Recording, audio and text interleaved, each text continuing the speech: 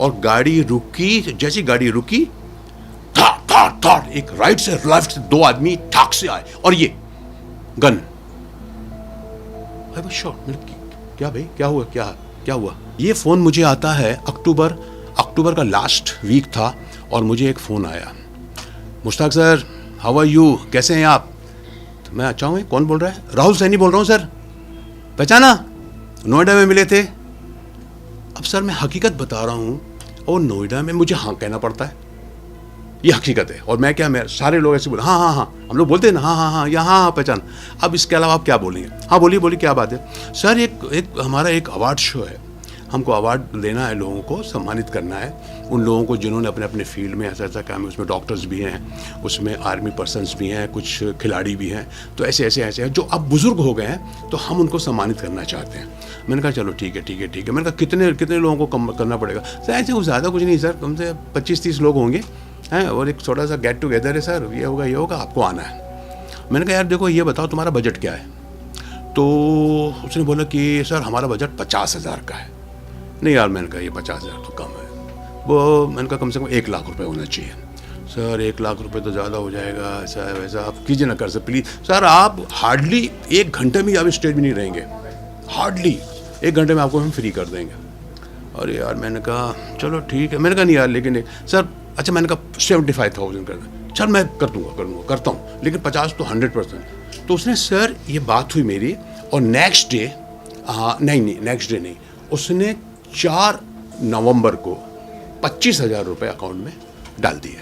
25,000 रुपये अकाउंट में डाल दिए, और 8 तारीख को मेरी टिकट हो गई बॉम्बे से दिल्ली 15:45, मतलब 3:45 बजे की एयर इंडिया की फ़्लाइट भी उसने कर दिया। और उसके बाद उसने जब ये करने के बाद उसने बोला सर आपके पैसे भी आ गए? मैंने कहा हाँ आए तुम्हारे 25,000 रुपये। और बोले आपने टिकट भी मैंने कर दिया। हाँ ठीक है। उसके बाद रिटर्न टिकट भी किया सर उसने नेक्स्ट डे की, मतलब 21 तारीख की 1 बजे की टिकट भी, रिटर्न टिकट भी कर दिया उसने। मैंने कहा ओके ठीक है ओके। फिर सर हम भूल गए, अब चलो ठीक है चलते रहेगा। And that day the election था उस दिन 20 तारीख को। फिर मेरे को अचानक याद आया, मैंने कहा यार उस दिन तो इलेक्शन है। फिर मैंने टिकट देखा, मैंने कहा 3:45 बजे की फ़्लाइट है, सुबह वोट दे के आराम से हम जा सकते हैं, नो प्रॉब्लम। फिर उस दिन हमने, और उसके बाद फिर उसका फ़ोन भी आया, सर याद है ना कल आपको आना है? मैंने कहा हाँ यार। मैंने कहा यार इलेक्शन भी है यहाँ पर। बोले सर आपकी टिकट ही 3:45 बजे की, कोई टेंशन नहीं है। मैंने कहा चलो ठीक है, नो प्रॉब्लम। अब उसके बाद सर हमने तैयारी की सुबह उठ करके, और अपना वोट डालने गए वाइफ के साथ, वोट डाल के आए, और कुछ 2:20 से 25 मिनट में मैं एयरपोर्ट पहुंच गया। वहां जाके पता चला कि फ़्लाइट 1 घंटा लेट है। 1 घंटा लेट है मतलब कुछ 4:45-5 बजे का टाइम बता रहा था कि अब फ़्लाइट आपकी 1 सवा घंटा लेट हो गई। मैंने उसको फ़ोन करके बोला, मैंने कहा यार राहुल सैनी नाम बताया था उसने। मैंने कहा राहुल यार ये फ़्लाइट लेट हो गई है, और पता नहीं यार ये कब पहुँचेगी वहाँ, 7 साढ़े 7 बज जाएगा, फिर वहाँ से मेरठ जाना है।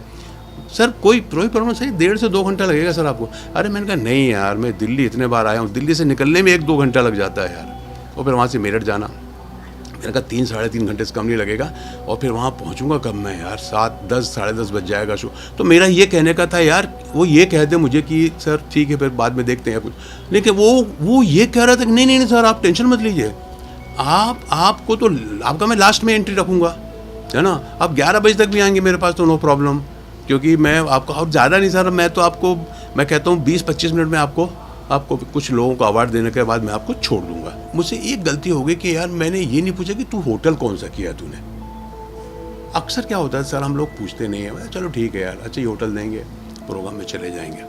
इस तरह से मेरी फ़्लाइट लैंड हुई वहाँ पर कुछ 7 बजे लैंड हुई। उसके पहले ही उसने मुझे एक नंबर दे दिया था, उसका नाम था मनोज सिंह। उसका नंबर दिया था, सर ये ड्राइवर है जो आपको पिक करेगा, इसका नंबर ये है, जैसे ही आपको लैंड होंगे तो वो आप उसको फ़ोन कर लीजिए, या वो आपको फ़ोन कर लेगा। जब जैसे ही आप लैंड होते हैं वैसे ही आप मुझे उसको फ़ोन कर लीजिए।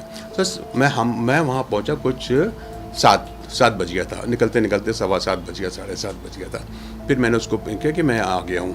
फिर उसका भी देखा, मैं बात करते मैं बाहर से गेट से निकल रहा हूँ, और उसने हाथ हिलाया कि सर मैं यहाँ पर हूँ। बोले ये गाड़ी जो है ना, ये आपको जैन सिकंजी स्टॉल तक लेके जाएगी। मतलब वहाँ है क्या शो? मैंने नहीं बोले वहाँ तक लेके जाएगी, वहाँ से आपको दूसरी गाड़ी पिक करेगी। तो मैंने, अच्छा वहाँ भी मेरे को कुछ शक नहीं हुआ सर, फ्रैंकली स्पीकिंग होता है कई बार। मैंने कहा क्यों यार ये गाड़ी क्यों नहीं? बोले सर वो गाड़ी वहीं तक हमको मिली है, मैं अपनी गाड़ी भेजने वाला था लेकिन मेरी गाड़ी ख़राब थी, तो वो मैं भेज नहीं पाया, लेकिन अब मेरी गाड़ी ठीक हो गई है। तो ये गाड़ी मेरे को वहीं तक मिली। उसने कहा सर मैं इसके आगे नहीं जा पाऊँगा, तो वहीं तक हमने इसको हायर की है। वहाँ से दूसरी गाड़ी आएगी, ऑलरेडी आपके पहुँचने के पहले वो गाड़ी तैयार रहेगी, वो आपको पिक करेगी और मेरा बंदा जो है ना वो आपको ड्राइवर लेकर के आ जाएगा। और सर गाड़ी रुकी, और गाड़ी रुकी, जैसी गाड़ी रुकी था एक राइट से लेफ्ट से 2 आदमी ठाक से आए और ये गन। I was shocked. क्या भाई क्या हुआ, क्या हुआ? चुप, आवाज नहीं निकालना नहीं तो चल जाएगी। अरे मैंने कहा क्या मजाक, मुझे लग रहा है मजाक हो रहा है, मुझे लगा क्या कर रहे हैं। अब देखिए साहब, वो जो बीच वाली सीट जहां मैं बैठा था, ऑलरेडी एक आदमी बैठा था, अब इधर से एक आदमी और आ गया, इधर 2 आदमी, अब यहाँ 4 हो गए। 4 के बीच में हम 2 हैं अंदर। अब वो मैंने कहा यार ये क्या कर, चुप, बिल्कुल चलो। गाड़ी चलने लगी। गाड़ी जब थोड़ी देर चली ना, तो वो जो बंदा था जो शिकंजी से मेरे साथ बैठा हुआ था, बोलता 1 मिनट रुक रुक रुक रुक रुक रुक रुक, वो उसको उन्होंने निकलने दिया और मेरे को दबोच लिया। तो वो बंदा उतर गया। अब हम लोग जो है, मैं बीच में हूँ और इधर ये है, इधर ये है। सामने वही ड्राइवर जो वहाँ से दिल्ली से लेके आया था, सिर्फ गाड़ी चेंज किया और वो आदमी। इस तरह से हम लोग वहाँ से चले। वहाँ से चलने के बाद सर उन्होंने मेरे को चलते रहे और कुछ देर के बाद उन्होंने मेरे को चादर डाल दिया और बोल तुम सो जाओ यहाँ पर, बिल्कुल सो जाओ, नीचे हो जाओ, कुछ मत करो। मैंने कहा बस बात नहीं करो बस। मैंने देखा एक 10 बाई 10 का रूम था जो चारों तरफ से बंद था और मेरे सामने कम से कम 6 बंदे थे। मैंने कहा क्या चाहते हो आप लोग?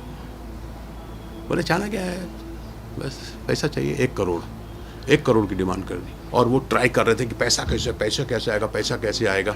वो एक आदमी जो था, जो थोड़ा बहुत जानकार था इसका, बाकी लोग तो सब मुझे ऐसे ही लग रहे थे।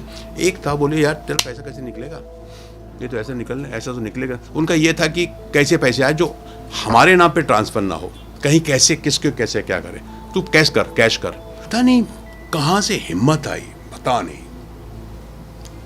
बस उठा मैं, निकल गया यहाँ से, जो होगा देखा जाए। और मैं ये भी देख रहा हूँ कि अगर मैं पकड़ा गया तो मेरी खैर नहीं। 2 यहाँ हैं और नीचे 4 या 5 लोग जो भी हैं, 6-7 थे जो, और गन है, सब चीज़ें उनके हथियार सकते। पुलिस की तरफ से मुझे कहा गया है कि सबसे पहले तो जो भी जैसे भी ऐसा फ़ोन आता है तो आप उनसे पूछो कि भैया तुम मेरा आधार कार्ड मांग रहे हो टिकट के लिए, आप अपना आधार कार्ड दो पहले, कि आपका आधार कार्ड आना चाहिए, आपका उसमें एड्रेस वगैरह सब। आधार कार्ड अगर आ जाता है तो सब कुछ जाएगा। ये जो प्रोग्राम है ये कहाँ कर रहे हो आप? तो बोले कि साहब ये प्रोग्राम हो रहा है यहाँ, आप उनका एड्रेस दीजिए, उनका पता दीजिए। उसके बाद अगर हो सके, और बल्कि करना चाहिए कि उस एरिए के पुलिस स्टेशन में आपको इन्फॉर्म करना चाहिए कि साहब यहाँ ऐसा एक शो हो रहा है, मुझे बुलाया जा रहा है, मैं वहाँ पर आ रहा हूँ। ये होना बहुत ज़रूरी है।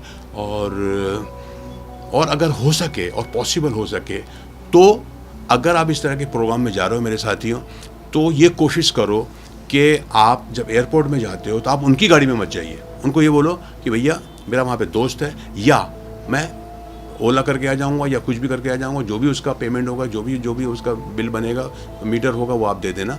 और मुझे होटल का बता दीजिए, और होटल का पता लीजिए, क्योंकि आपको डेफिनेटली होटल देते हैं, हर कोई देता है होटल का मुझे पता बताइए। होटल में हो सके तो उसका नंबर भी मिल जाएगा आपको। उस होटल के वाले को फ़ोन कीजिए, क्या मेरे नाम का इस तरह का रूम कुछ बुक है या नहीं है। और जैसा कि मैंने कहा कि आप एयरपोर्ट से उतरने के बाद आप अपने ही कैब पे जाइए वहाँ पर, अगर हो सके तो। और कोशिश कीजिए कि सबसे पहले कोशिश कीजिए कि जो बंदा आपको बुला रहा है, आप उसको कितना जानते हैं।